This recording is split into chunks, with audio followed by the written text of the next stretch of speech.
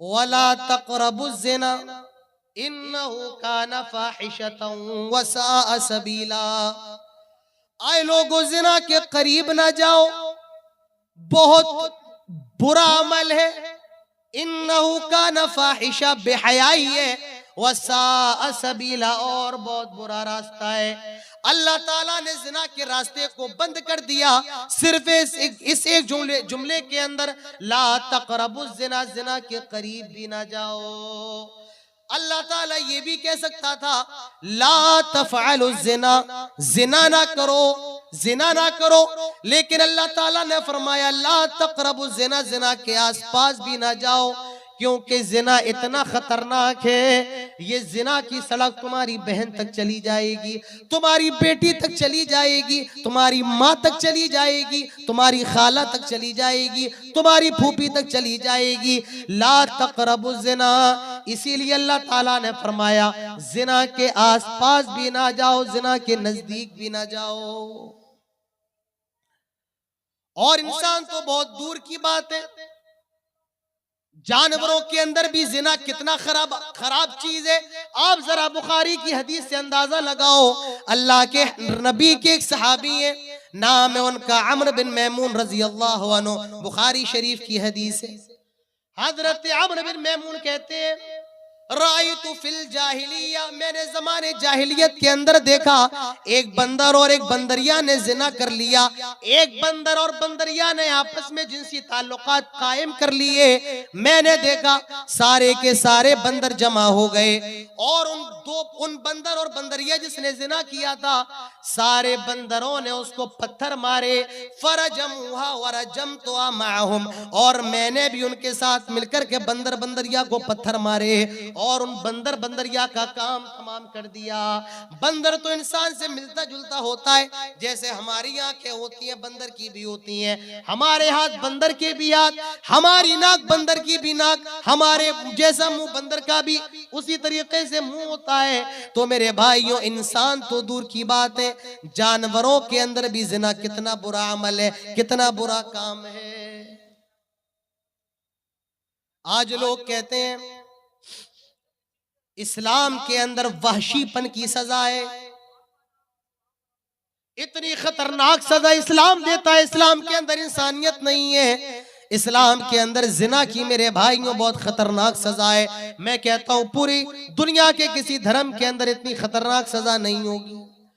और इस्लाम के अंदर भी जितनी खतरनाक सजा जिना की है, किसी और चीज की इतनी खतरनाक सजा नहीं है। क्या जिना है, क्या सजा है इस्लाम के अंदर? कुरान उठाओ, सूरह नूर खोलो, अल्लाह ताला फरमाता है अज़्ज़ानियतु वज़्ज़ानी फजलिदू कुल्ला वाहिदिम मिनहुमा मियत जल्दा। अल्लाह ताला फरमाता है जिना की सजा क्या है? जिना करने वाली लड़की और जिना करने वाला लड़का, इनको 100-100 कोड़े लगाए जाएं, 100-100 कोड़े मारे जाएं। इस्लाम ने जिना की सजा को बता दिया। जिना की सजा ये है कि 100-100 कोड़े लगाए जाएं, जो लड़की जिना कर ले उसे भी 100 कोड़े मारे जाएं, और जो लड़का जिना कर ले उसे भी 100 कोड़े मारे जाएं। और मैं आपको एक नुक्ता बता रहा हूं, जाओ अपने घर लेकर के जाओ ये नुक्ता। मार्केट किया होगा, बाजार से मिठाई खरीदी होगी घर ले जाने के लिए, ये नुक्ता भी अपने घर लेकर के जाओ। अल्लाह ताला ने इस आयत के अंदर औरत का जिक्र पहले किया, बाद में मर्द का किया। पहले जानिया का नाम लिया, बाद में मर्द का नाम लिया। फरमाया अज़्ज़ानियतु वज़्ज़ानी फजलिदू कुल्ला वाहिदिम मिनहुमा मियत जल्दा। जिना करने वाली लड़की और जिना करने वाला लड़का, लड़की का जिक्र पहले है और लड़के का बाद में। जानते हो क्यों?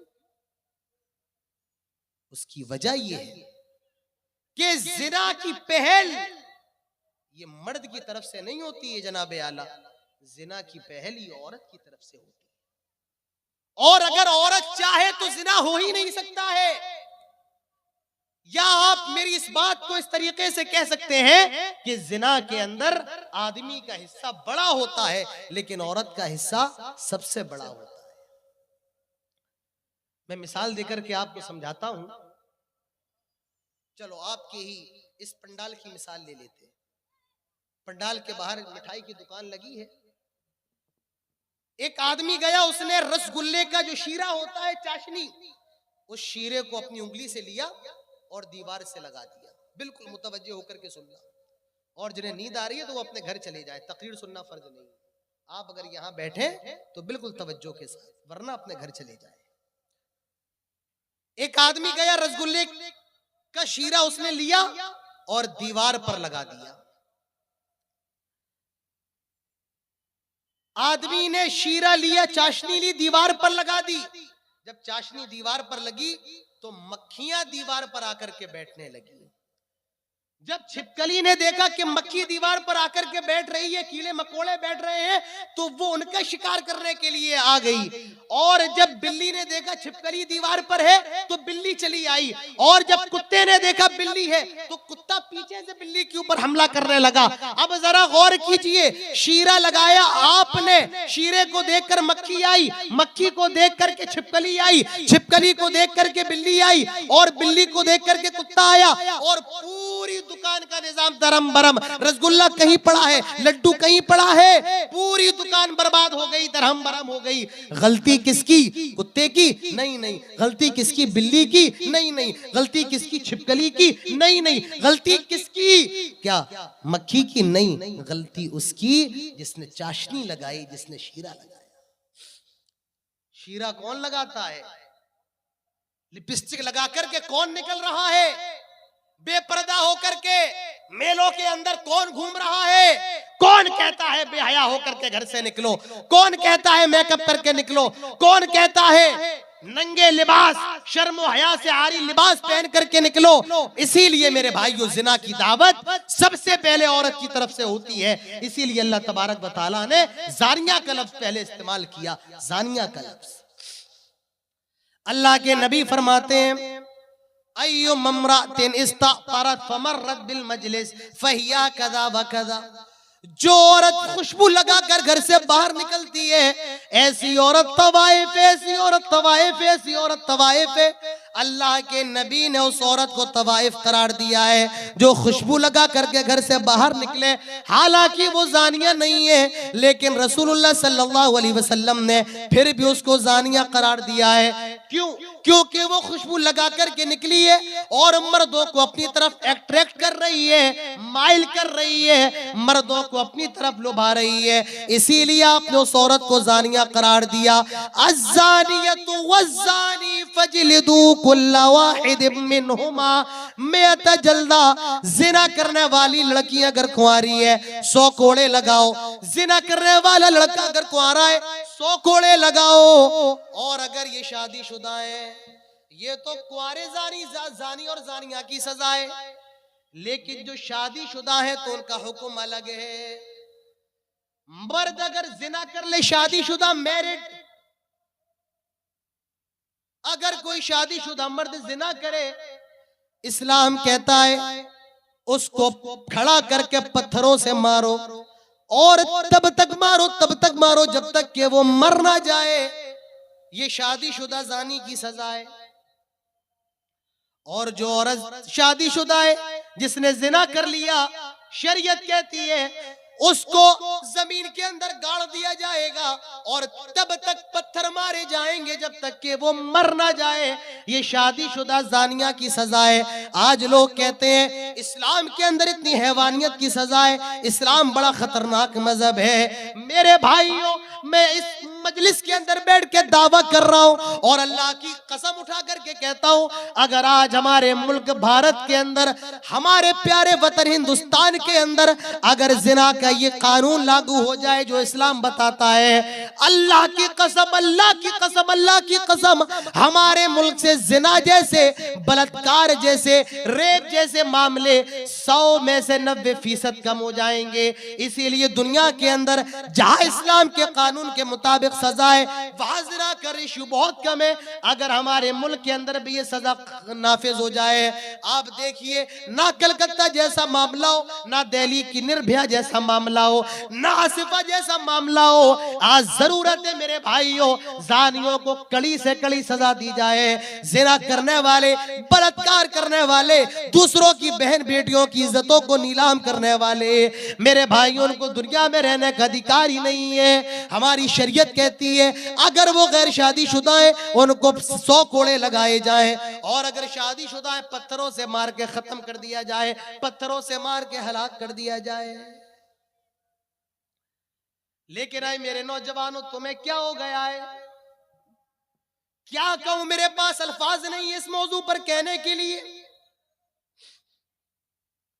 आप अच्छे से समझ सकते हैं, आप भी नौजवान हैं, मैं भी नौजवान हूं, मेरी उम्र भी 28 साल की है। आप भी नौजवान, मैं भी नौजवान हूं, आप भी मोबाइल का यूज करते, मैं भी करता हूं। मुझे भी पता है हमारे हालात कैसे हैं, नौजवानों के हालात कैसे हैं। एक कुत्ते में और एक आज के नौजवान में फर्क नहीं रह गया है। कुत्ता जहां चाहे अपना मुंह जिस कुतिया से काला कर ले, आज का नौजवान भी जहां चाहे अपनी ख्वाहिश पूरी कर ले। इसके आगे और क्या कहूं मेरे भाइयों, अदब का भी तकाजा होता है, एहतराम का भी तकाजा होता है। ज्यादा नहीं कहूंगा भाई, डिस्टर्ब मत करें आप, आपको जो करना है आप पहले कर लिया करें भाई, इस टाइम मत किया करें आप। अब मैं अगर फोन निकाल के बात करूं तो आपको कैसा लगेगा अभी बताइए। मैं पेशाब करके आता हूं, अभी बैठिए, आप बैठेंगे भाई, आप डिसिप्लिन में रहे। आपने कभी देखा है कोई फिल्म के बड़े बड़े जो कार्यक्रम होते हैं, कभी उसमें डिस्टरबेंस होता है? नहीं होता। उनकी डिसिप्लिन है, हमारे यहाँ कोई डिसिप्लिन नहीं। जो आएगा चीखेगा चिल्लाएगा चला जाएगा। यहाँ कुरान की बातें हो, हदीस की बातें हो, किसी को कोई फर्क पड़ने वाला नहीं।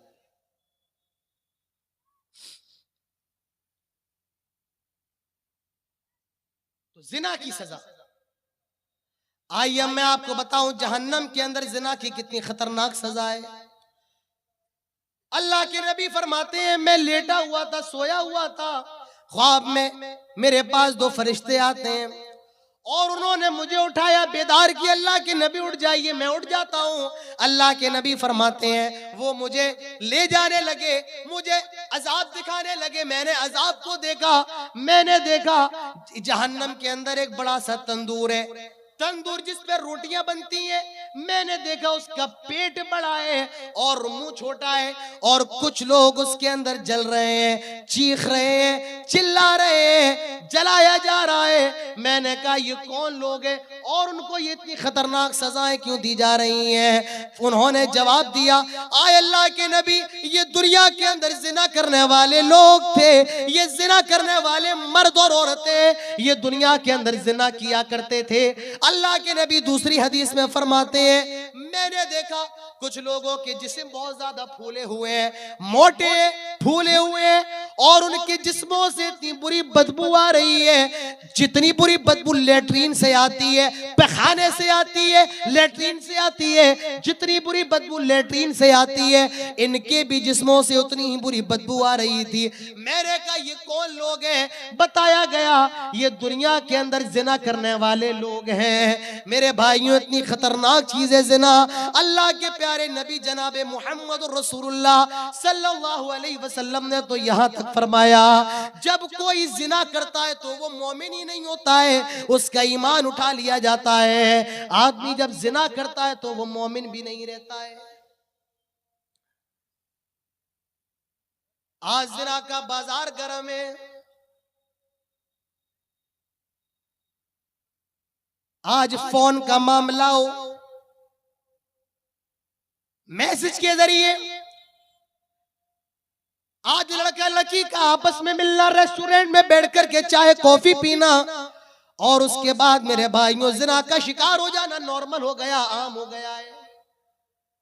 गर्लफ्रेंड बॉयफ्रेंड, याद रखो बगैर शादी के, बगैर निकाह के इस्लाम किसी लड़का और लड़की को मिलने की इजाजत नहीं देता है। जो भी मुलाकात होगी मेरे भाइयों वो निकाह के बाद होगी। और याद रखो ये कल्चर हमारा नहीं है, ये तो अंग्रेजों का है, ये तो गोरों का कल्चर है, ये हमारा कल्चर नहीं है। हमारे नबी ने शादी करने का तरीका बताया है, हमारे नबी ने निकाह करने का तरीका बताया है, और अपनी जायज ख्वाहिशात को निकाह के जरिए पूरा करने का उसूल बताया है। तो मेरे भाइयों जिना से बचो, बड़ी खतरनाक चीज है, दुनिया में भी तबाही है और आखिरत में तो तबाही है ही है। जिना से घर बर्बाद हो जाते हैं, नस्लें तबाह हो जाती हैं, बाप शर्म के मारे डूब मरता है, माँ शर्म के मारे डूब मरती है, भाई समाज में चेहरा दिखाने के काबिल नहीं रहता है। तो आइए मेरे भाइयों, अब मैं आपको कुछ बातें बताना चाहता हूं, जिना से कैसे बचा जाए, जिना से बचने का तरीका क्या है, जिना से बचा कैसे जाए। सबसे पहला तरीका जिना से बचने का, सुनो आए मेरे नौजवानों, तुम भी सुनो, और आए मेरे बुजुर्गों, मेरे बाप की उम्र के लोगों, मेरे दादा की उम्र के लोगों, तुम भी पंडाल में मौजूद हो, सुनो जिना से बचने का तरीका क्या है। सबसे पहला तरीका ये है कि वक्त पर शादी कर ली जाए। तो ही साहब कह रहे थे कि मैं बहुत पुराना हूं इस इलाके की, तकरीबन मेरा ख्याल है 2016 से मैं सीमांचल के इलाके में आता हूं,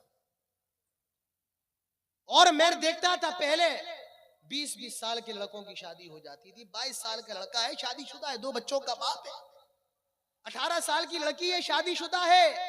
लेकिन अब जब मैं आता हूं, लड़के की उम्र 25 साल की है, 30 साल की है और गैर शादीशुदा। मौलाना साहब बाइक नहीं मिल रही है, मसला ये है बाइक नहीं मिल रही, लड़की तो अच्छी है लेकिन बाप बेचारा बड़ा गरीब है। आज नौजवान लड़के भी कुंवारे बैठे हुए हैं और लड़कियां भी कुंवारी बैठी हुई हैं। जिना से बचने का तरीका ये, शादी कर लो, और ये तरीका जनाब मोहम्मद रसूलुल्लाह सल्लल्लाहु अलैहि वसल्लम ने बताया, या माशर शबाब मन इस्तताअ मिनकुमुल बात फल्यतज़व्वज फइन्नहु अग़द्दु लिलबसर व अहसनु लिलफरज व मन लम यस्तति' फअलैहि बिस्सौम फइन्नहु लहु विजा। आए नौजवानों की जमात, अगर तुम्हारे अंदर शादी करने की ताकत है तो देर ना करो, शादी कर लो। अल्लाह के रसूल ने बूढ़ों से नहीं कहा कि बूढ़ों अपने लड़कों की शादी करवा दो, लड़का बालिग हो गया है शादी कर ले अपनी।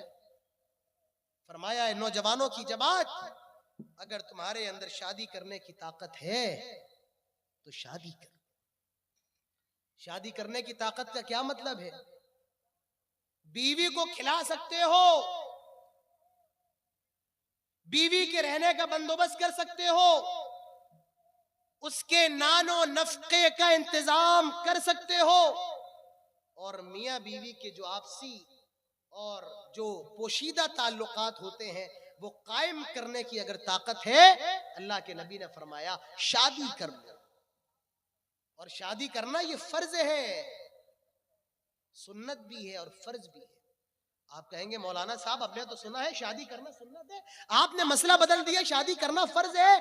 जी हाँ, शादी करना फर्ज है। मसला याद रखो, एक लड़का जवान हो गया है और उसके अंदर डिजायर्स पैदा हो गए हैं और उसको खतरा है, अगर उसने शादी नहीं की तो जिना का शिकार हो सकता है। ऐसे नौजवान के लिए शादी करना फर्ज है,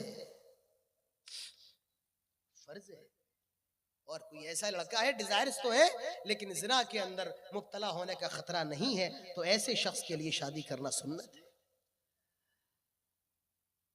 जिना से बचना है, वक्त पर शादी कर लो। अल्लाह के नबी फरमाते हैं फल्यतज़व्वज, शादी कर लो।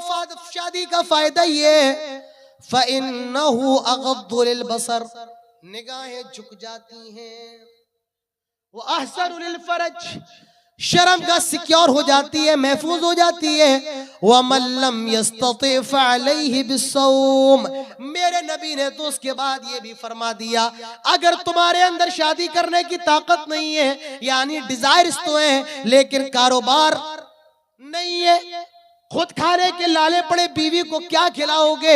अगर बीवी को खिलाने की ताकत नहीं है, घर मकान नहीं है, शादी करने से मजबूर हो, तो ऐसा करो तुम रोजा रख लो।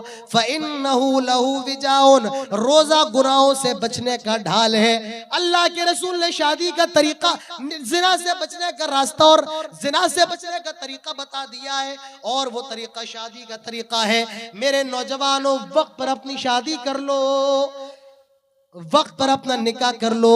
ये जिना से बचने का सबसे अच्छा रास्ता है।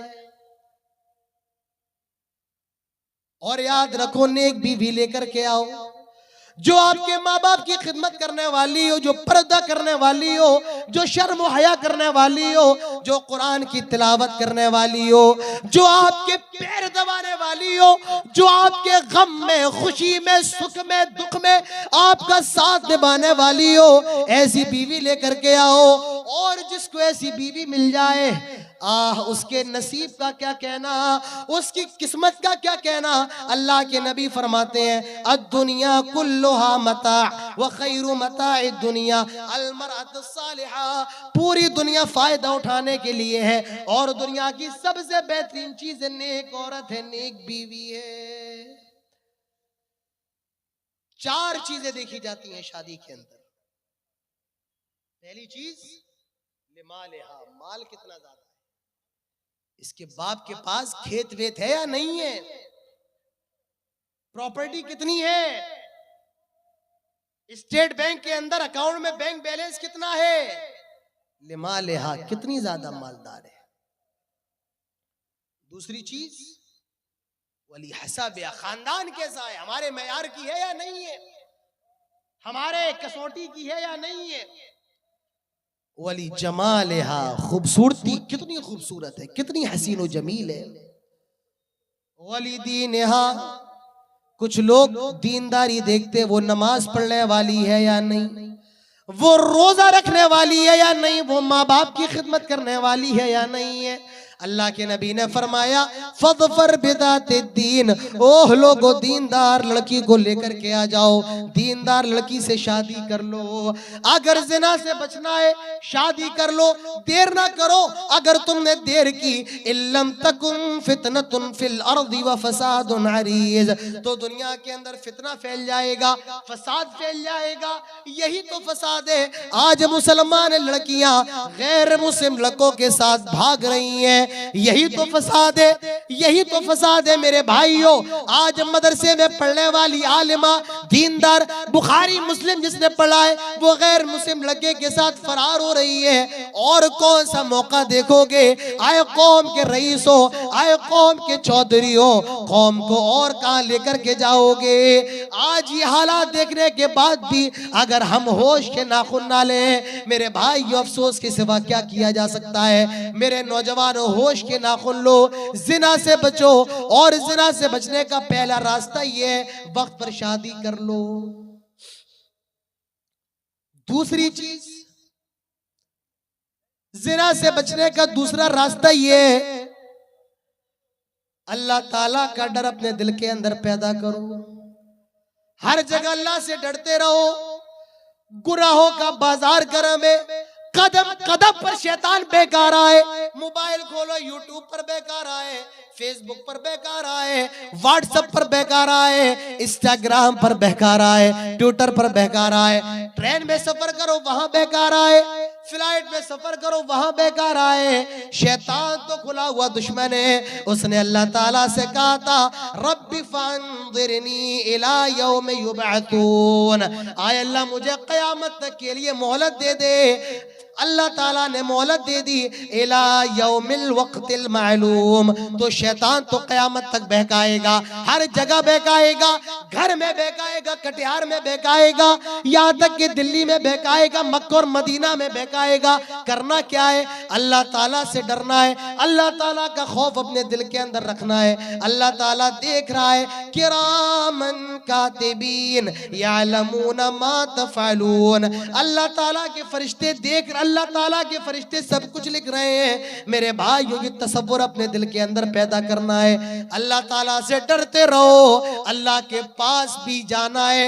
क्या मुंह दिखाऊंगा, जिना करके आया हूं, क्या मुंह दिखाऊंगा, बदकारी करके आया हूं। अल्लाह ताला से डरो, उसके सामने जवाब देने से डरो, उसके सामने हाजिर होने से डरो। आओ एक हदीस में आपके गोशे गुजार करता हूं। अल्लाह के नबी फरमाते हैं, सबअतुन युदिल्लुहुमुल्लाहु फी दिल्लिही यौम ला दिल्ला इल्ला दिल्लुहु। कल क़यामत के रोज जब कोई साया ना होगा सिवाय अर्शे इलाही के साये के, 7 किस्म के लोगों को उसमें जगह दी जाएगी, 7 किस्म के लोगों को। और उसमें एक वो नौजवान भी होगा जिसको किसी खूबसूरत, ब्यूटीफुल, सुंदर, हसीन औरत ने और साहिब इज्जत औरत ने बुलाया और उसने जवाब दिया, मैं अल्लाह ताला से डरने वाला हूँ। ऐसा नौजवान भी अल्लाह ताला के अर्श के साये में होगा। अल्लाह ताला से डरो, जैसे हजरत यूसुफ अलैहिस्सलातु वस्सलाम डर रहे थे। हजरत यूसुफ को जुलेखा ने बुलाया। आपने तो सुना ही होगा यूसुफ जुलेखा का किस्सा कुरान के अंदर। वलम्मा बलग अशुद्धहु आतैनाहु हुक्मन व इल्मा वकज़ालिका नजज़िल मुहसिनीन वरावदतहु अल्लती हुवा फी बैतिहा अन नफ्सिही वग़ल्लक़तिल अबवाब वक़ालत हैत लक क़ाल मआदल्लाहि इन्नहु रब्बी अहसन मथवाय इन्नहु ला युफ्लिहुज़ ज़ालिमून। जुलेखा हजरत यूसुफ को बंद कमरे में लेकर के आ गई। बंदे कमरा, कोई अंदर नहीं आ सकता है, कोई कैमरा नहीं लगा है। हजरत यूसुफ है और जुलेखा है। जुलेखा हजरत यूसुफ से कहती है, हाय तलक, आ यूसुफ आओ, आ यूसुफ मैं तेरे लिए हाजिर हूँ। वक़ालत हाय तलक, आ यूसुफ आओ। हजरत यूसुफ ने जब ये मंजर देखा, जुबान से बेसाख्ता पुकार उठे, मआदल्लाह, अल्लाह की पनाह। आए जुलेखा, ये तू क्या कह रही है? अल्लाह की पनाह, ये तू क्या बात कर रही है? इन्नहु रब्बी अहसन मथवाय इन्नहु ला युफ्लिहुज़ ज़ालिमून। तेरे शौहर ने, मेरे मालिक ने मुझे बचपन से पाला पोसा है, मैं उसकी अमानत में खयानत नहीं कर सकता हूँ। वस्तबक़ल बाबा वक़द्दत क़मीसहु मिन दुबुरिन व अल्फ़ा या सय्यदा लदल बाब। हजरत यूसुफ दरवाजे की तरफ दौड़े और जुलेखा पीछे पीछे हजरत यूसुफ को पकड़ने के लिए दौड़ी। मेरे भाइयों, अल्लाह का डर पैदा करो। हजरत यूसुफ के दिल में अल्लाह ताला का डर था, दौड़ पड़े, वहां से भाग गए। मेरे भाइयों, जिना से बचना है, अल्लाह ताला का तकवा, अल्लाह का डर अपने दिल के अंदर पैदा कीजिए। तीसरी चीज, अल्लाह जिना से बचना है, मोबाइल का इस्तेमाल कम कीजिए। मोबाइल को कम वक्त दीजिए। आज जो भी जिना के मामलात हैं, इसी मोबाइल की वजह से। किसी ने कहा था, जिस घर की जवान लड़की के हाथों में मोबाइल हो, उस घर की दीवारें ऊंची करने का कोई फायदा नहीं। आज एक, मेरे भाइयों, मिस कॉल, आज एक अननोन नंबर की मिस कॉल एक मुसलमान लड़की को जिना के बिस्तर पर पहुंचा रही है। आज एक मैसेज एक मुसलमान लड़की को गैर मुस्लिम लड़के के साथ भागने पर मजबूर कर रहा है, इसी मोबाइल की वजह से। आज जो भी जिना हो रहे हैं, इसी मोबाइल की वजह से। लड़का भी लगा है, लड़की भी लगी है। मोबाइल को कम वक्त दीजिए मेरे भाइयों, मोबाइल का इस्तेमाल कम से कम कीजिए। जिना से बचना है, मोबाइल को अवॉइड कीजिए। चौथी चीज जिना से बचने की, वो क्या है? अपनी निगाहों को झुका करके रखिए, अपनी निगाहों को नीचा करके रखो। और तो तुम भी अपनी निगाहों को नीचा करके रखो। मेरी माओ बहनों निगाहों को नीचा करो, और मेरे बुजुर्गों, मेरे बाप की उम्र के लोगों, मेरे भाई की उम्र के लोगों, अपनी निगाहों को तुम भी नीचा करके रखो। हमारे यहाँ तो ये समझा जाता है कि निगाह नीची करने का हुक्म सिर्फ औरतों के लिए है। नहीं नहीं, मर्दों को भी निगाह नीची करने का हुक्म है। अल्लाह ताला फरमाता है, कुल लिल मुमिनीना यगुद्दू मिन अबसारिहिम व यहफज़ू फुरूजहुम। आए नबी, मोमिन मर्दों से कह दो वो अपनी निगाहों को नीचा करके रखें और अपनी शर्मगाह की हिफाजत करें। वकुल लिल मुमिनाति यगुद्दना अलैहिन्ना मिन अबसारिहिन। आए नबी, आप औरतों से भी कह दें वो भी अपनी निगाहों को नीचा करके रखें, वो भी अपनी निगाहों को पस्त करके रखें। मेरे भाई, अल्लाह ताला से डरो, जिना से बचो। बहुत बुरी लानत है, तबाह हो जाती है नस्लें, और जो औलाद पैदा होती है वो भी हरामी कही जाती है। समाज के अंदर उसे ताना दिया जाता है, उसे जलील किया जाता है, रुस्वा किया जाता है। तो समाज का ये बहुत बड़ा नासूर है, और वो नासूर ये जिना का नासूर है, ये जिना की लानत है, ये जिना का गुनाह है। मेरे नौजवानों, जिना से बचो, अपनी जवानी को गनीमत जानो। अल्लाह ताला ने आपको जो जिस्म दिया है, ये अमानत है आपकी बीवियों के लिए। अपनी बीवियों के लिए इसको संभाल करके रखो। और ऐ मेरी बहनों, अल्लाह ताला ने आपको जो जिस्म दिया है वो अमानत है आपके शौहरों के लिए। अपने जिस्मों की हिफाजत करो, अपने शौहरों की अमानत में खयानत ना करो, उनकी अमानतों की हिफाजत करो। अल्लाह के नेक बंदे तो वही होते हैं, रहमान के बंदे तो वही हैं जो जिना नहीं करते हैं। वइबादुर रहमानिल्लज़ीना यमशूना अलल अर्दि हौना व इज़ा खातबहुमुल जाहिलूना क़ालू सलामा। उसके बाद फरमाया वला यज़नून। रहमान के बंदे तो वो हैं जो जिना नहीं करते हैं। मेरे भाइयों, और मैं इसके आगे आपके सामने क्या कहूँ, हमने रसूल का कलमा पढ़ा है, और हमारे रसूल की शरीयत में जिना जैसी कोई चीज ही नहीं है। हराम के सारे रास्ते हमारी शरीयत ने बंद कर दिए हैं, हलाल के दरवाजे क़यामत की सुबह तक खुले हैं। तो पहली चीज जिना, जो हमारे समाज को दीमक की तरह चाट रहा है। दूसरी चीज, अब ये भी लेकर के जाओ, आज शराब, गुटखा, तंबाकू। आज इस पंडाल के अंदर भी कितने लोग मौजूद होंगे। हम इतने बेगैरत हो गए कि आज कुरान और हदीस सुनने आते हैं तो हमारे मुंह के अंदर गुटखा होता है। जिस मजलिस में फरिश्ते नाजिल होते हैं, उस मजलिस में बैठकर हम तंबाकू खाएं, सिगरेट पी। मुसलमानों, तुम्हारी गैरत को क्या हो गया है। शराब क्या है, तंबाकू क्या है। और एक हदीस देख लो, अल्लाह के नबी फरमाते हैं कुल्लु मुस्किरिन खम्र व कुल्लु मुस्किरिन हराम। हर नशा करने वाली चीज शराब है।